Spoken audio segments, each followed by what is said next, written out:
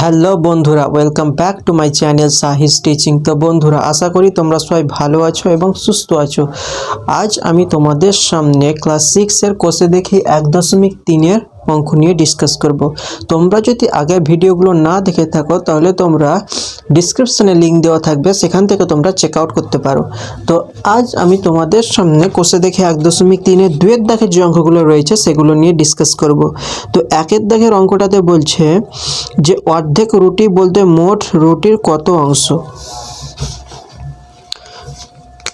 2-এর দাগের 1-এর অঙ্ক। তো রুটি, তো ধরে নাও বন্ধুরা যে এটা একটা রুটি, তো অর্ধেক রুটি, তাহলে এটাকে যদি অর্ধেক করা হয় তাহলে এটা হাফ, এটা হাফ মিলে তো পুরো হয়। তাহলে তোমার যদি এটা সম্পূর্ণ রুটি সমান কত অংশ? 1 অংশ ধরে নিলাম। আর যদি অর্ধেক করতে বলে তাহলে এটা নিয়ে 1 পার্ট হচ্ছে।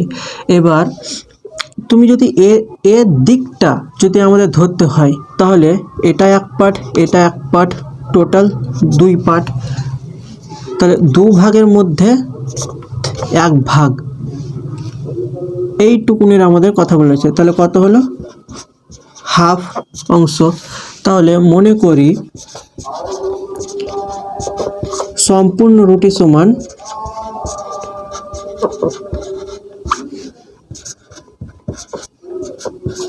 সম্পূর্ণ রুটি সমান 1 অংশ, আর অর্ধেক মানে হাফ।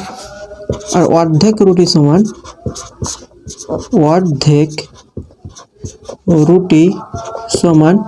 হাফ অংশ, হাফ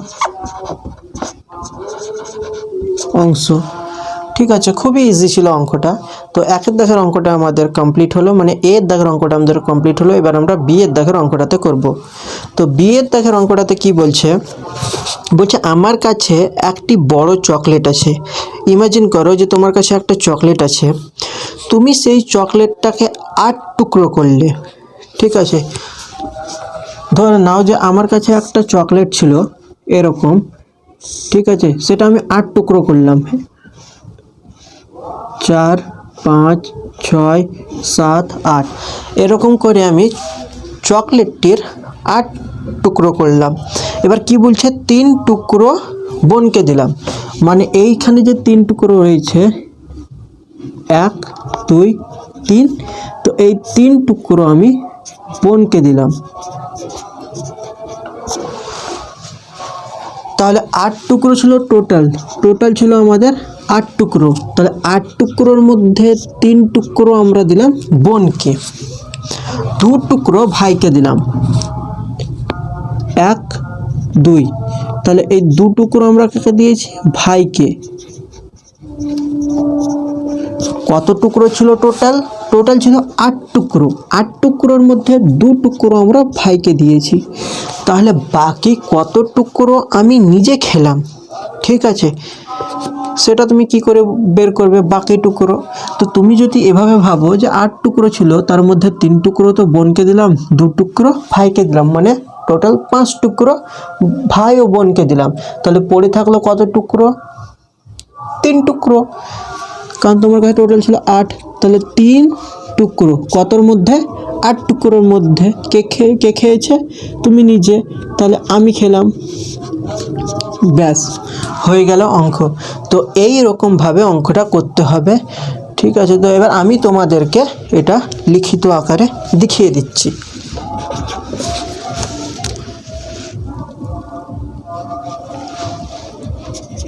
তাহলে মনে করি সম্পূর্ণ চকলেটটি কত অংশ? 1 অংশ। অর্থাৎ এই 1 অংশটা কত বন্ধুরা? এই 1 অংশটা কত টুকরো করেছে? 8 টুকরো। অর্থাৎ 8 টুকরো চকলেট। কারণ আমরা সম্পূর্ণ যে চকলেটটা ছিল সেটাকে 8 টুকরো করেছি। এবার কি লিখব? যে বোনকে চকলেট দেওয়া হলো, বোনকে চকলেট দেওয়া হলো, বোনকে কত দেওয়া হলো? 2 টুকরো, না সরি 3 টুকরো। তাহলে 3 টুকরো দিয়েছি বোনকে। কতর মধ্যে কত টুকরো ছিল টোটাল? টোটাল ছিল আমাদের 8 টুকরো। তাহলে 3/8 অংশ আমরা দিয়েছি বোনকে।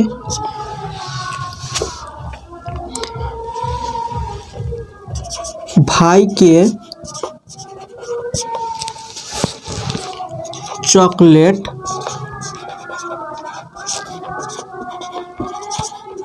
দেওয়া হলো, ভাইকে দেওয়া হয়েছিল 2 টুকরো। টোটাল কত ছিল? 8 টুকরো। তাহলে 2/8 অংশ। বন্ধুরা তোমরা এটাকে এভাবেও করতে পারো যে 3 টুকরো, 2 টুকরো, 5 টুকরো, বাকি থাকলো আমাদের 3 টুকরো। বা তুমি এভাবেও করতে পারো যে সম্পূর্ণ চকলেট কত ছিল? 1 অংশ। তাহলে পুরোটা ছিল 1 অংশ। তাহলে 1 অংশ থেকে যদি আমরা এই দুটো ভাই ও বোনকে যতটা দেওয়া হলো সেটা যদি আমরা বাদ দিই, তাহলে আমি কত খেলাম সেইটুকু আমরা বের করতে পারবো। ঠিক আছে, তো দুইভাবে তোমরা করতে পারো। তো একভাবে আমি এখানে দেখিয়ে দিয়েছি, আর একভাবে আমি এখানে দেখিয়ে দিচ্ছি। তাহলে আমি চকলেট খেলাম, আমি নিজে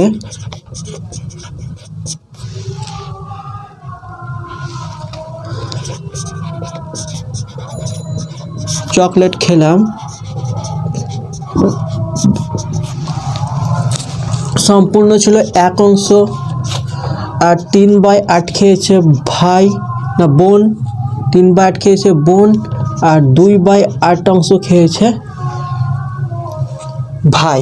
তাহলে আমরা বাদ দিব 1 মাইনাস, এ দুটোকে যোগ করব। দেখো নিচে হর একই আছে, তাহলে লসাগু 8, আর 8-এর লসাগু কত হয়? 8ই হয়। তাহলে 8ই লসাগু, আর ওপরে যা আছে তার যোগ। এটাকে আমি এখানে দেখাচ্ছি। তাহলে 1 মাইনাস 5/8। এবার 8 আর 1-এর লসাগু, 8 আর 1-এর লসাগু 8 হয়। তাহলে 8, এখানে 1 আছে নিচে, সেটাকে 8 করতে গেলে 8-একে 8, 8 দিয়ে গুণ, আর এখানে 8 8 মিলে গেল, ওপরে রইল শুধু 5, তাহলে 5। তাহলে 8 থেকে 5 বাদ দিলে 3/8 অংশ। তাহলে আমি কত খেলাম? আমি নিজে খেলাম 3/8 অংশ। এবার বলেছে আমরা কে কে চকলেটে কত অংশ পেলাম। তাহলে অতএব লিখে নেব যে বোনকে 3/8 অংশ, ভাইকে 2/8 অংশ, এবং আমি নিজে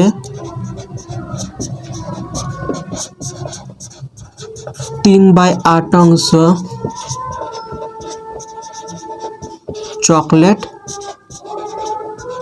পেলাম।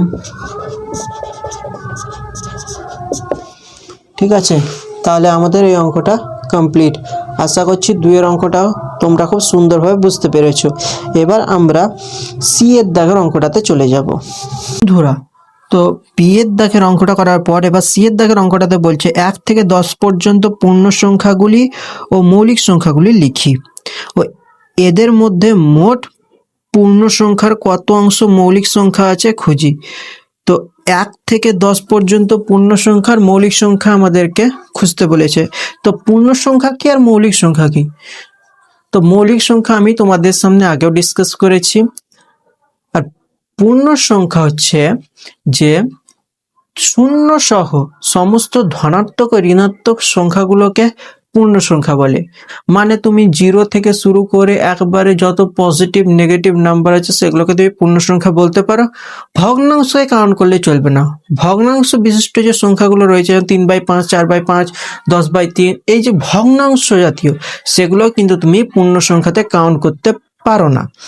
আর মৌলিক সংখ্যা হচ্ছে যে যে সমস্ত সংখ্যাকে 1 এবং ওই সংখ্যা দিয়ে ভাগ করলে ভাগশেষ থাকে না, সেই সংখ্যাগুলোকে মৌলিক সংখ্যা বলে। যেমন তুমি 2 কে শুধুমাত্র 2 দিয়ে আর 1 দিয়ে ভাগ করতে পারো, তাই 2 মৌলিক সংখ্যা।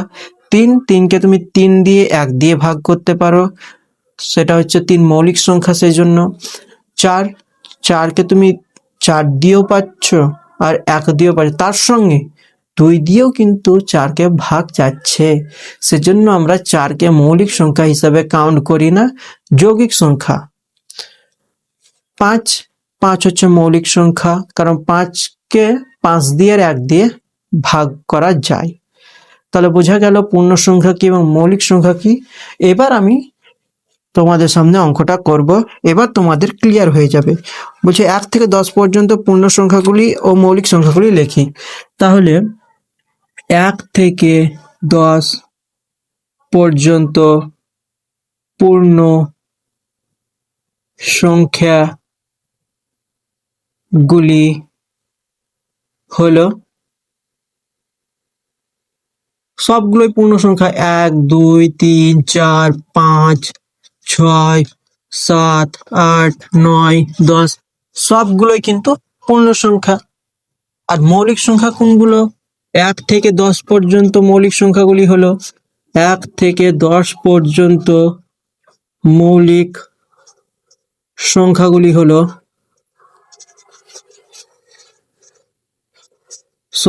হলো দেখো বন্ধুরা, 1 কিন্তু মৌলিকও না যৌগিকও না, ঠিক আছে? তো 2 হচ্ছে মৌলিক সংখ্যা, 3 হচ্ছে মৌলিক সংখ্যা, 4 যৌগিক, 5 মৌলিক, 6 যৌগিক সংখ্যা, 7 মৌলিক সংখ্যা, 8 মৌলিক সংখ্যা, 8 যৌগিক সংখ্যা, 9 যৌগিক সংখ্যা, 10 যৌগিক সংখ্যা। ঠিক আছে, তোমাদেরকে যে ডেফিনেশনটা আমি বলে দিলাম সেটা তোমরা চেক করে দেখে নিও যে 10 কেন মৌলিক সংখ্যা, তোমরা নিজেরাই বুঝতে পারবে। তো পূর্ণ সংখ্যা ও মৌলিক সংখ্যা আমরা লিখে নিলাম। তো এদের মধ্যে মোট পূর্ণ সংখ্যার কত অংশ মৌলিক সংখ্যা আছে খুঁজি।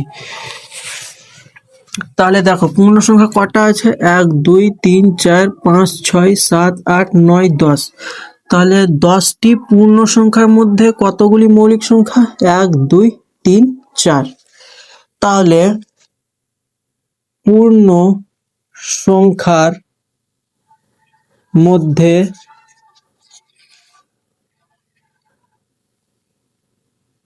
মৌলিক সংখ্যাগুলি হলো 1, 2, 3, 4। 4 অংশ কতর মধ্যে? 10-এর মধ্যে। তাহলে এত অংশ, 10টার মধ্যে 4টি মৌলিক সংখ্যা। ঠিক আছে, তাহলে এই অঙ্কটা আমাদের কমপ্লিট হয়ে গেল। বন্ধুরা, ডি এর দাগের অঙ্কটাতে কি বলছে দেখো। বলছে ঝুড়িতে কিছু কমলা লেবু আছে, অর্ধেক লেবু দাদুকে দেওয়ার পরে ঝুড়িতে 2টি লেবু পড়ে রইল। দাদুকে দেওয়ার আগে ঝুড়িতে কটি লেবু ছিল হিসাব করি। ঠিক আছে, বলছে ঝুড়িতে কিছু কমলা লেবু ছিল, অর্ধেক লেবু দাদুকে দেওয়ার পরে ঝুড়িতে 2টি মাত্র লেবু পড়ে রইল। দাদুকে দেওয়ার আগে ঝুড়িতে কটি লেবু ছিল হিসাব করি। তো আমরা তো জানি না যে আগে কতগুলি ছিল, তাহলে আমরা একটা ধরে নেব। মনে করি দাদুকে দেওয়ার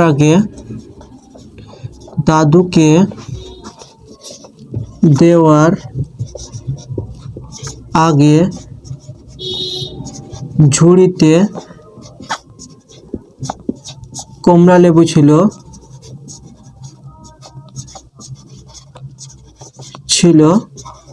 6টি। তাহলে 6টি কমলা লেবু ছিল, এটা আমরা ধরে নিলাম। তাহলে মনে করো x মানে হচ্ছে 10, তার অর্ধেক যদি তোমাকে বলে যে অর্ধেক লেবু, তো কটি হবে বন্ধুরা? 10-এর অর্ধেক 5টি। কি করবে? 10কে 2 দিয়ে ভাগ করবে, সেরকম। তাহলে অর্ধেক লেবু সমান কত হবে? যতগুলো আমরা ধরেছি তার হাফ, তাহলে অর্ধেক লেবু সমান এক্সটা লেবু আমাদের আগে ছিল তার অর্ধেক টি। তাহলে এক্স বাই অর্ধেক লেবু দাদুকে দেওয়ার পরে ঝুড়িতে 2টি লেবু পড়ে রইল। তাহলে আমরা বলতে পারি যে শর্তানুসারে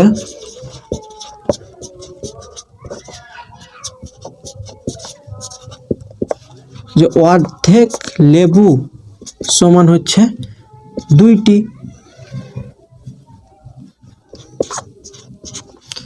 তাহলে অর্ধেক সমান যদি 2 হয়, ঠিক আছে, তাহলে পুরো সমান কত হবে? অর্ধেক সমান 2, তাহলে পুরো সমান 4। তাহলে x সমান কত? এটা কোনাকুনি গুণ, 2 দুগুণ 4টি লেবু, ব্যাস হয়ে গেল। তাহলে আমাদের অ্যান্সার বের হয়ে গেল। অতএব দাদুকে দেওয়ার আগে ঝুড়িতে 4টি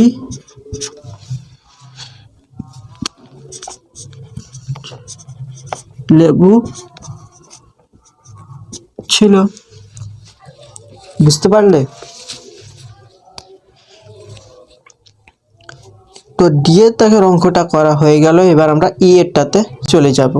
এবার ই এর দাগের অঙ্কটাতে বন্ধুরা কি বলছে দেখো, যে একই মাপের 2টি গ্লাসে একই পরিমাণ শরবত তৈরি করা হলো। প্রথম গ্লাসের শরবতে 1/5 অংশ চিনি আছে, দ্বিতীয় গ্লাসের শরবতে 2/7 অংশ চিনি আছে। শরবত খাওয়ার আগে কোন গ্লাসের শরবত বেশি মিষ্টি দেখি। মানে তোমাকে এই অঙ্কটাতে বলছে যে মনে করো যে এখানে একটা গ্লাস আছে, ঠিক আছে, এটা প্রথম গ্লাস,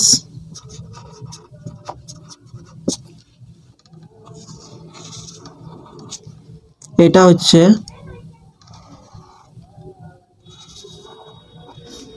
দ্বিতীয় গ্লাস।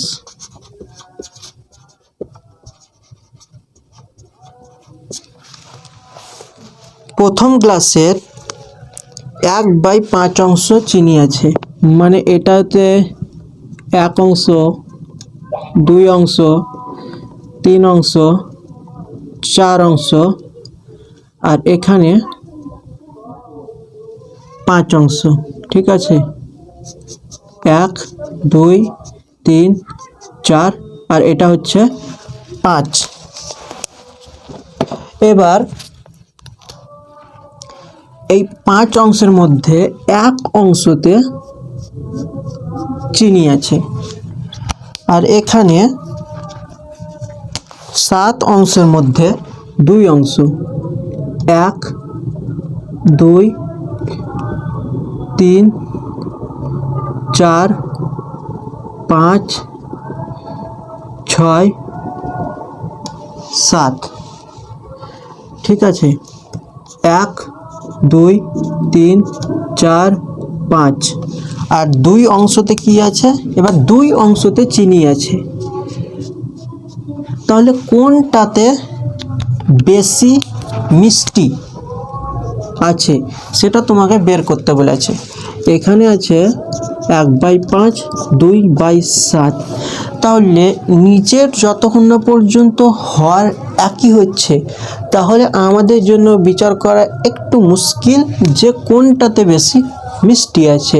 ঠিক আছে, নিচে যদি তোমার সেম থাকে, ঠিক আছে, তুমি পেয়েছো 15-র মধ্যে 10, তুমি পেয়েছো 15-র মধ্যে 12, তাহলে আমাদের জন্য বিচার করা সুবিধা, যে সহজ, যে কে বেশি পেয়েছে।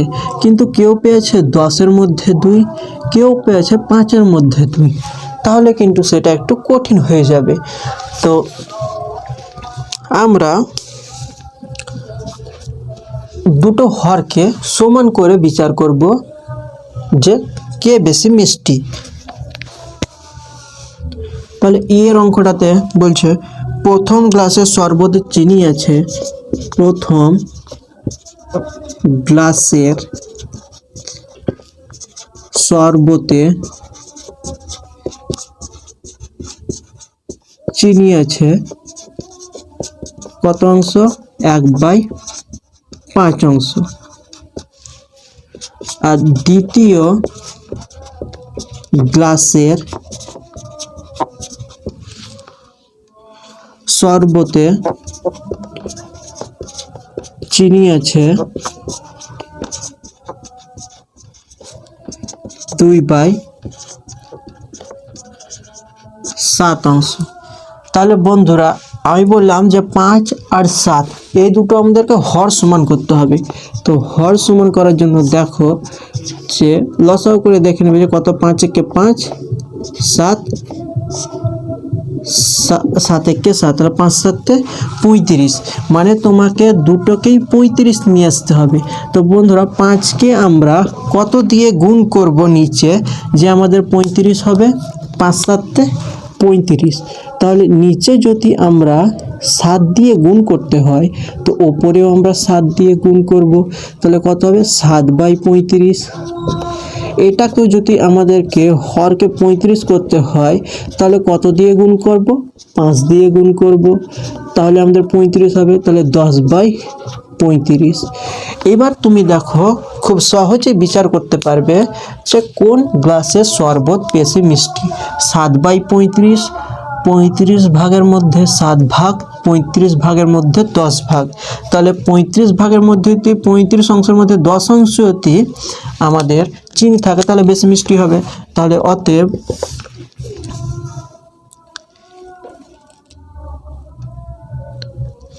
শরবত খাওয়ার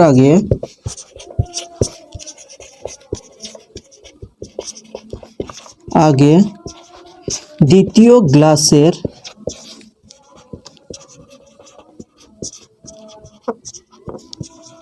শরবত বেশি মিষ্টি ছিল।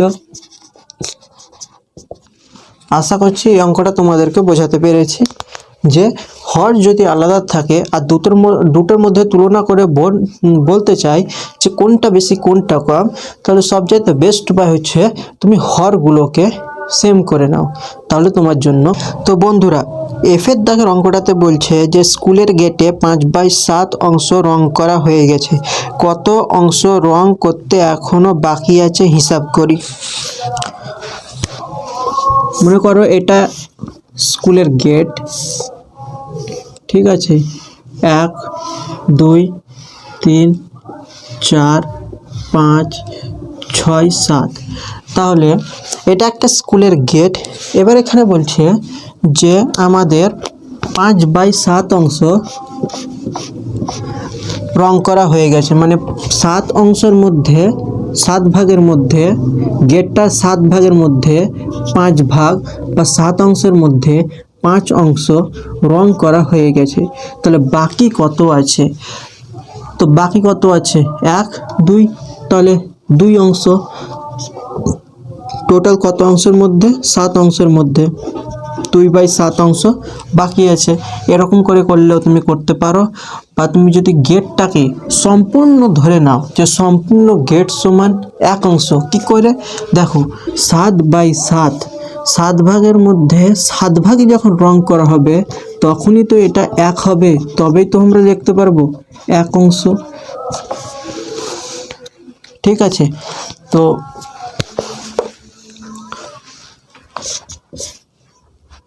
মনে করি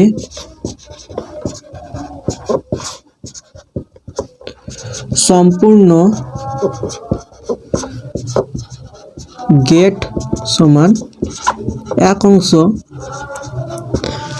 কত অংশ রং করা হয়েছে? স্কুলের গেট রং করা হয়েছে, স্কুলের গেট রং করা হয়েছে কত? 5/7 অংশ। তাহলে বাকি আছে কত অংশ? এটা থেকে সম্পূর্ণ থেকে যদি আমরা 5/7 বাদ দিয়ে দিই তাহলে বাকিটা আমরা পাবো। তাহলে স্কুলের গেট রং করতে বাকি আছে, স্কুলের গেট রং করতে বাকি আছে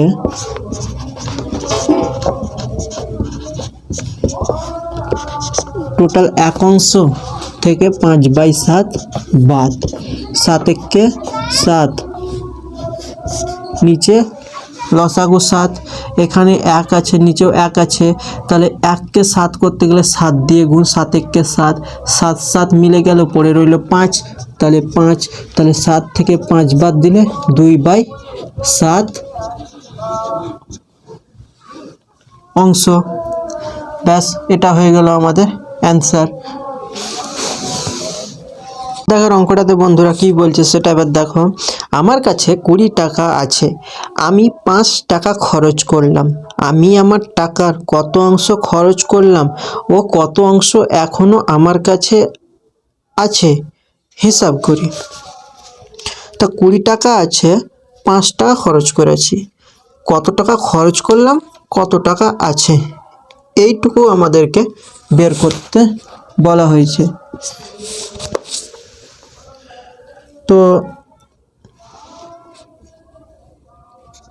মনে করি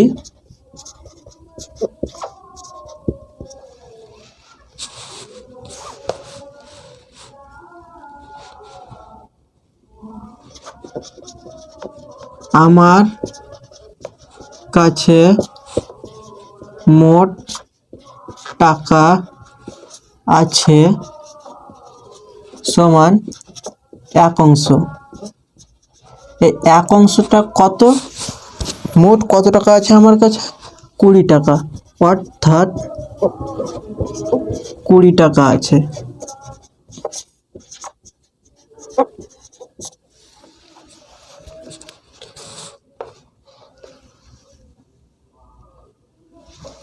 আমি খরচ করলাম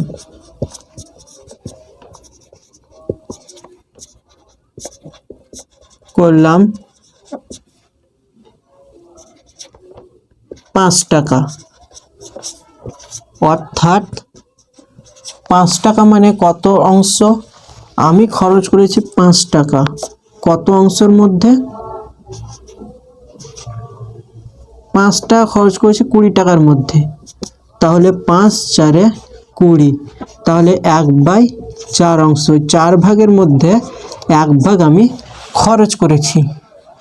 ঠিক আছে, দেখো 20কে আমরা এভাবে লিখতে পারি 5 5 5 5, 20কে 4 ভাগ করলাম, তার মধ্যে আমরা এই 1 ভাগ শুধুমাত্র খরচ করেছি, তাহলে 4 ভাগের মধ্যে 1 ভাগ খরচ করেছি, তাহলে পড়ে আছে কত? তো আমার কাছে টাকা পড়ে রয়েছে, টাকা পড়ে রয়েছে, সম্পূর্ণ টাকা সমান আমরা কত অংশ ধরেছি? সম্পূর্ণ টাকা সমান 1 অংশ। আর খরচ করলাম কত টাকা, কত অংশ? 1/4 অংশ, তাহলে পড়ে রইল কত? 4 কে, দেখো লসাগু হলো 4 আর 1 লসাগু 4, এখানে 1 আছে, 4 করতে গেলে 4 একে 4, 4 আছে 4 আছে মিলে গেল, পড়ে রইল 1, 4 থেকে 1 বাদ দিলে 3/4 অংশ। ব্যাস, আমার কাছে টাকা পড়ে রইল 3/4 অংশ। তো যে অঙ্কটাও কিন্তু আমরা করে ফেললাম। এইচের দাগের অঙ্কটা বন্ধুরা কি বলছে যে রাজিয়ার কাছে 36টি কুল আছে, সে তার মোট কুলের 2/3 অংশ আমাকে দেবে, রাজিয়া কতগুলি কুল আমাকে দেবে হিসাব করি। 36টি কুল আছে, 2/3 অংশ, তার 2/3 অংশ আমাকে দেবে। তো রাজিয়ার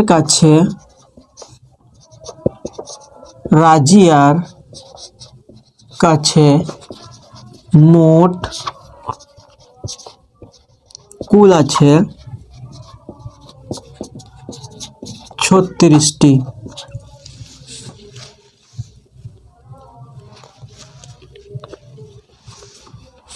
মোট কুলের